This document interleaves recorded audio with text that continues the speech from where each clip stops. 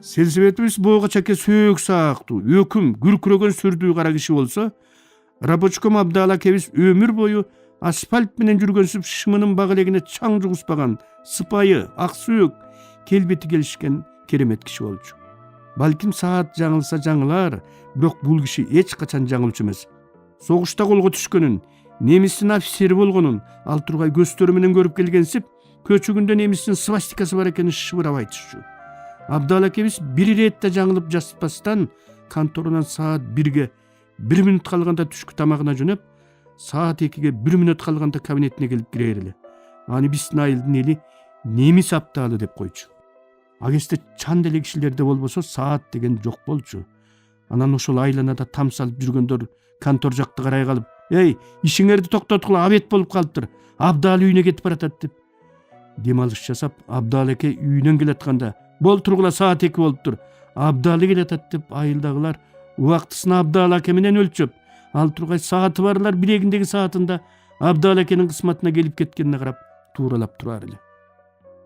Имангас акебиз совхоздун парторугу. Маркум айтканын айткандай жасаткан, өтө кежир, ашкере чынчыл, калп айткан кишини желмогустай жек көргөн, аттын үзөңгүсүн бутун бүкпөй, салаңдатып жерге жеткисе теминген, какшык аралаштырып катыра сүйлөгөн сары киши болчу. Улуубуз да кичүүбүз да ушул аксакалдарды туу кылып, ушул аксакалдардын айткан дегени менен эржеттик. Уулдун да, кыздын да, жада калса ат менен иттин да мыктылары ушул кишилерде болчу. Алыстан сыйлуу адамдар келсе ушулардыкына келип түшчү.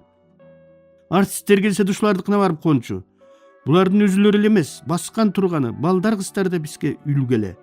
Мен да ушул кишилердин балдары менен дос болсом, ушул кишилердин кыздары менен сүйлөшсөм, чоңойгондо ушул кишилердей болсом деп самаар элем.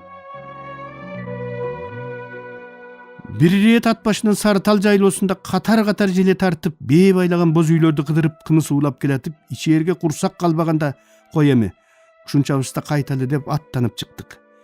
Непе адам ат басыгы бузулуп мүргүп кетсе, ийирдин кашын кармай калып, кусу бие жастап, кымызыбыз оозубузга келе түшүп араң токтоп, акырын ыргалып, эсмас болуп ныксырап, ымшып кетип барабыз. Ушинтип баратып байкабай калган экенбиз. "Эй" деген өкүмүн бизди селт эттирди. Жалт карасак көзүбүзгө сол жактагы колоттогу желе, боз үйдүн жанында турган шатыдай узун киши, анан балдар тартылды. "Бери бастыргыла" деди өкүмүн. Аттын башын бура тартып бастырып келдик. "Кыргыздын балдарысыңарбы" деди биз салам айткычы, бетинен нур тамган киши. "Ооба аке. Анан кайсыл кыргыз баласы силерге окшоп жолундагы үйдү көрүп туруп желеге далысын салып өтчү эле, я? Пейили бусук, душман киши гана ушинтип тескери карап өтөт. Ата салты кайда кеткен? От жолуңар болгурлар, түшкүлө кымыз ичкиле" деп сүйлөнүп кое берди. Тестиер бала чуркап келип аттарды алып ары жетелеп кетти. Ыйманыбыз саман болуп, "Кечирип коюңуз, байкабай калдык" деп бирөө үстүбүзгө суу төгүп ийгендей шалбырап босогону араңаттадык. Балдар, илгертен ата бабабыз кымыз кишинин каны, эт кишинин жаны деген. Жер жаңыдан амал алып, көк чыккандагы жаскы кымызды ууз кымыз дейт. Убагын таа билсе буда дары. Жайлоо бышып тургандагы азыркы кымызды кызыл кымыз дейт. 1001 дартка даба болчу дарысы да, убаары да ушул кымыз. Жайлоо байып, чөп каткыча кызыл кымыз ичкен оң. Чөп катып күз түшкөндөн кийинки кымызды сөөк кымыз дейт. Сөөк кымызды кыш бою ичсе жарашат. Аны ичкен жандын сөөгүнөн даты чыгат. Аштан качып, мүйөз тамак ичип калган оорудан арылтат деген эле. Сырайакка ченебегендей мелт калт коюлган кымызды алдыбызга коюп алып, үй ээсинин оозун тиктеп олтурдук.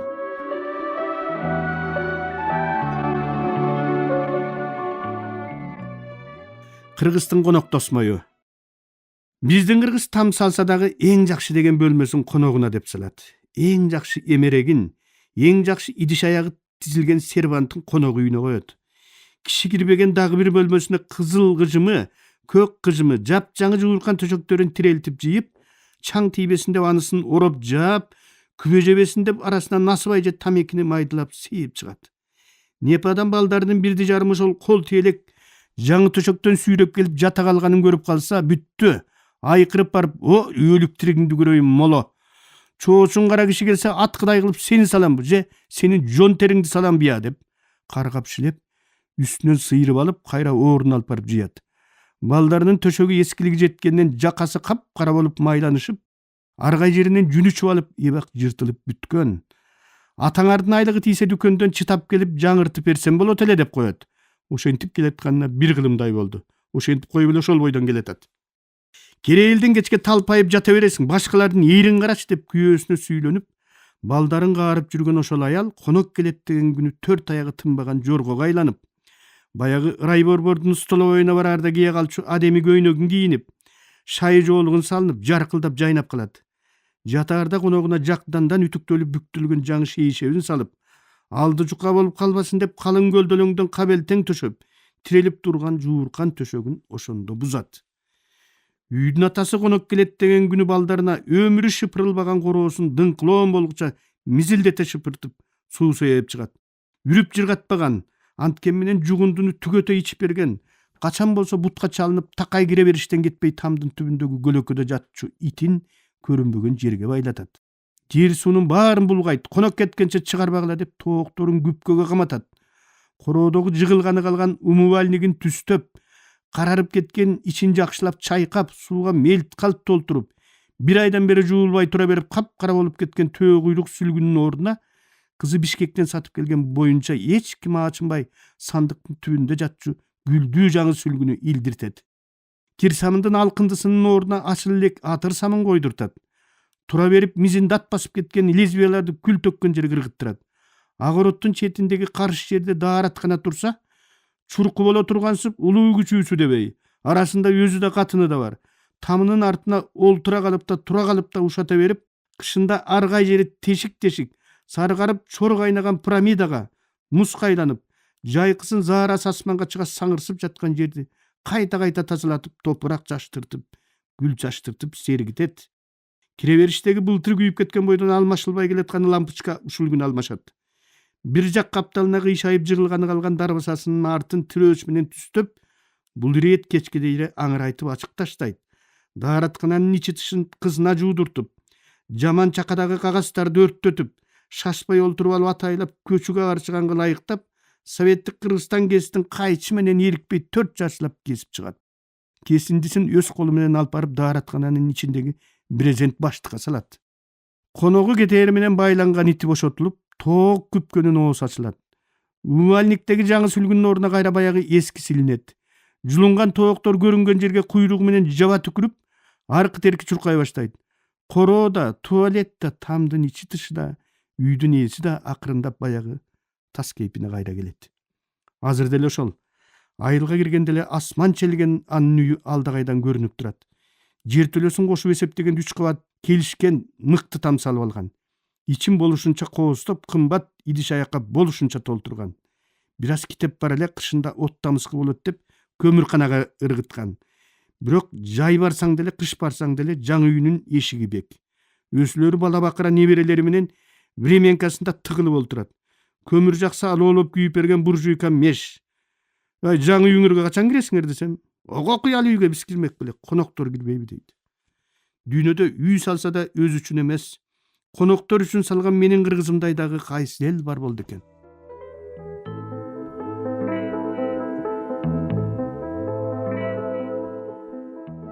Дүкөндөн биз жакшы көргөн пряник сатылчу. Күлөк боз кагазга ороп берген пряникти көтөрүп алып, дүкөндөн окчун барып олтуруп алып таш менен жанчып жээр элек. Катуулугун айтпа. Кажый берип тишибиз канап, эрдибиз кел жейип жооруп чыкчу. Ага болбой эле пряникти жакшы көрчүбүз. Дүйнөнүн башка жеринде мындай пряник жок сыяктуу, биздин дүкөндүн таш пряниги менен сыймыктанчубуз.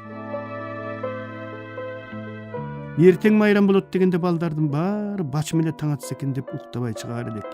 Анткени баары жаңы кийимдерин ошондо кийип чыкчу. Энем берген 1 сом 1 күн кечке жетчү.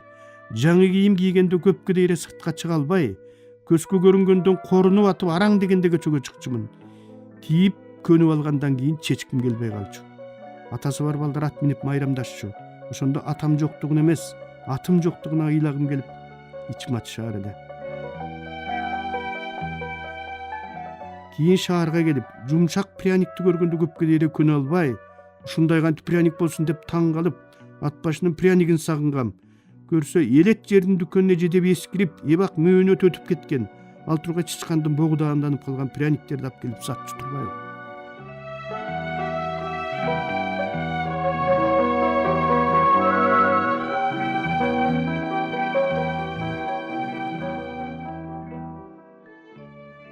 Жиндилер.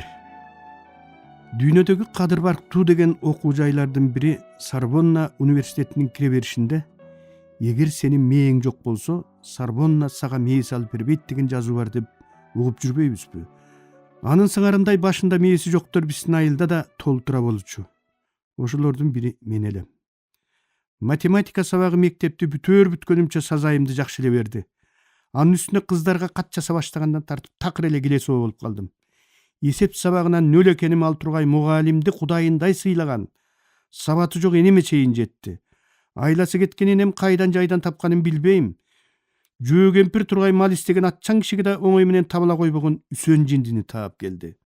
Үсөн үстүндө үйү, кашында карыган энеси бар экенине карабай качып бесип, айылга жолобой талаалап, ээсиз тамташка, күмбөз коргондорго түнөп, азып тосуп кеткен, жайдыргычтыр шырмал шым кийип, заарасы токтобой, дайыма ичине кое бергендиктен жанына жолой электе эле заар уруп турган, болпойгон бети калың, кара жоон киши болчу. Каяктан тапканын билбейм. Энем ошол Үсөндү үйгө эрişтип келди. Тепкедей жаман үйдүн ичи киши туралгыс болуп заматта заарга толуп чыкты.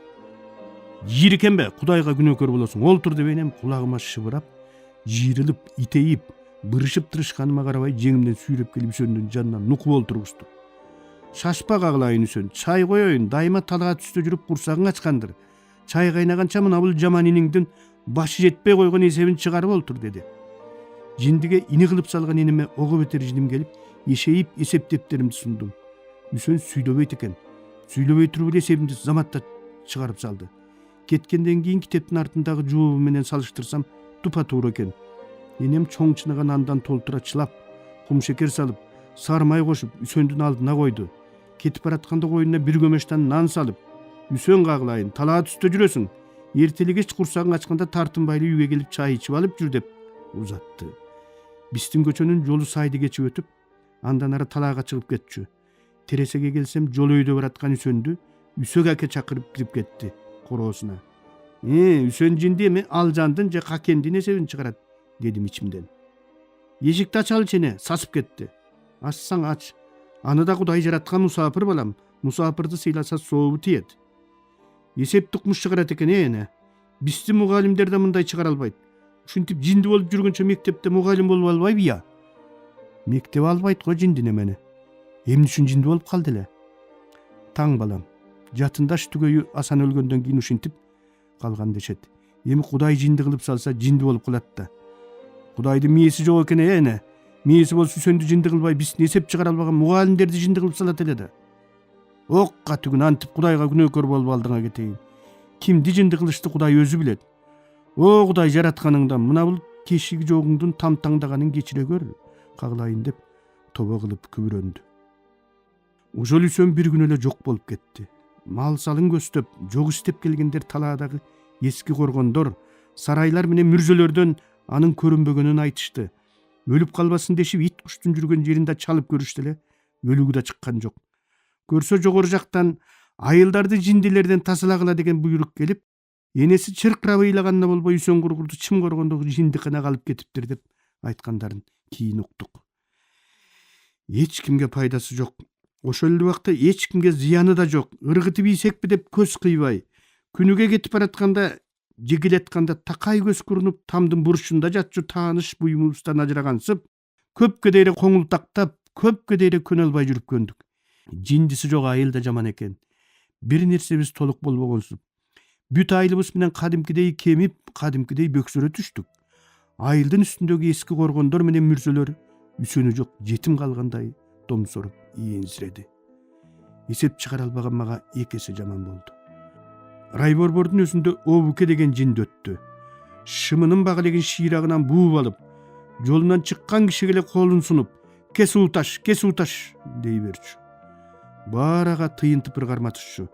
Шап ала коюп ычкырга шатына салып жиберчү. Эки багылеги тең шалдыраган тыйынга толуп чыкканда, ат башы дайрасына арта салынган ачагайыңды көпүрөсүнүн түбүндөгү сууга келип төгүп жиберип, көчөгө кайрадан тыйын чогултканы чыкчу. Обукенин жес тыйындары суунун түбүндө саргарып көпкө жатып, суу кирип агызып кеткенден кийин көрүнбөй калчу. Обукенин тыйынына тийбегиле, алчу болбогула дечү улуу кишилер. Ат башыдан айылга бараткандар сөзсүз Обукенин сууга таштаган тыйындарын карап өтчү. Мен да Далай Реетанын сууга ыргыткан тыйындарын карап туруп, арасында Обукеге берген менин да тыйындарым бар экенин ойлочумун. Обукенин кесууташ деген эмнеси деп кийин эски кишилерден сурасам, ай кийин эле ушинтип калды. Мурда келе сууга таштайм деп эле даан айтчу деди. Азыр ойлосом ошол жинди Обуке бул дүйнөгө акча тыйын менен кошо келген ач көздүктөн, арам оокаттын каргышынан элди сактап калыш үчүн атайын Алла Тааладан тыйын чогултуш үчүн жиберилген жан болгон окшобойбу деп ойлой берчү болдум.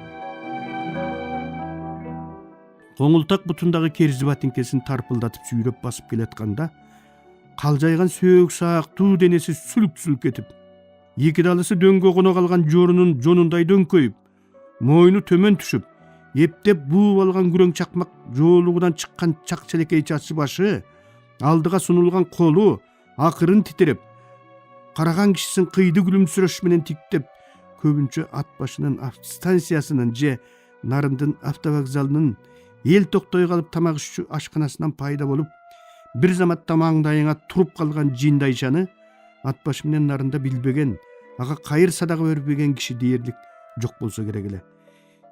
Жинди Айша качан болсо ашканадан бекер тамак, бекер вино ичип, ат башы менен Нарынга бекер каттап, жиндилик кесибин кылып жүрүп өмүрдөн өтүп кетти.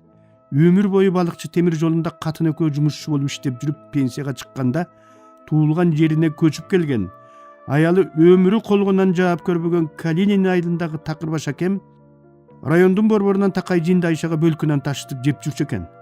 Бир жолу ошол Такырбаш акемкине тукан эжем учурашып кел деп жибергенден кетип баратып, бир мүшөк бөлкөнү жонуна көтөргөн жинди Айша менен автобуска чогуу түшүп барганым эсимде. Шайлоо, сен кимдикине баратасың деп жиберди күтпөгөн жерден жинди Айша мага. Жинди Айшаны мени таанып койгон үчүн таанымак тургай автобустун ичинде олтурган элдин көзүнчө шайлоо, сен кимдикине баратасың деп атымды атап жиберген үчүн ан сайын жет өмүрүм жерге кирип, атымды билип алганын карабайсыңбы? Баягыдан Нарынга баратканда автостанциядан чогуу олтуруп вино ичишпей эле койбой, айнең дурайындыкай деп ичимден өзүм жиним келип, элден уялып, жаман болуп аттым. Ошонубузду айтып ийбегейле деп чебеленип, Такырбаш акемкине баратам деп өлүмүш болуп, араң эле үнүмдү чыгардым. Такырбаш акең болобу? Мен да Такырбаштыкына бөлкө алып баратам деди жинди Айша күлүмсүрөп. Мен унчукпай артка жылып барып туруп алып, эл жинди менен сүйлөшүп баратат деп ойлойт эме. Каяктан ушул автобуска түштүм эле деп боюм дала качып, жинди Айша дагы бирдеме деп ийбесе экен деп жеткенче ичимден кыпылдап бараттым.